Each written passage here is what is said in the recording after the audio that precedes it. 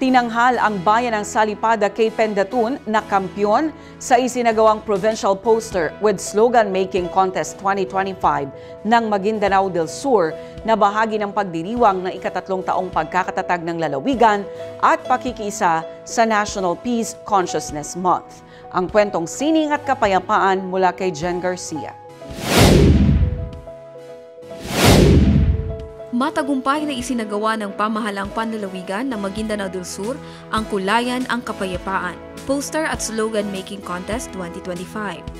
Bahagi ito ng makulay na pagdiriwang ng ika-3 taong pagkakatatag ng lalawigan at pakikiisa sa National Peace Consciousness Month 2025. Idinisenyo ang patimpalak para sa mga junior high school students mula sa iba't ibang bayan ng lalawigan upang maipahayag nila ang kanilang pangarap, ideya at panawagan para sa kapayapaan, pagkakaisa at kaunlaran sa pamamagitan ng sining at malikhaing pagpapahayag. Tinanghal na kampyon ang mga mag-aaral ng General Salipada K. Pendatun.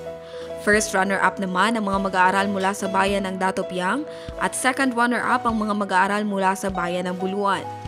Bilang pagkilala sa kanilang pagsisikap, lahat ng kalahok ay tumanggap ng cash prizes, sertipiko ng partisipasyon at food packs mula sa pamahalaang panlalawigan.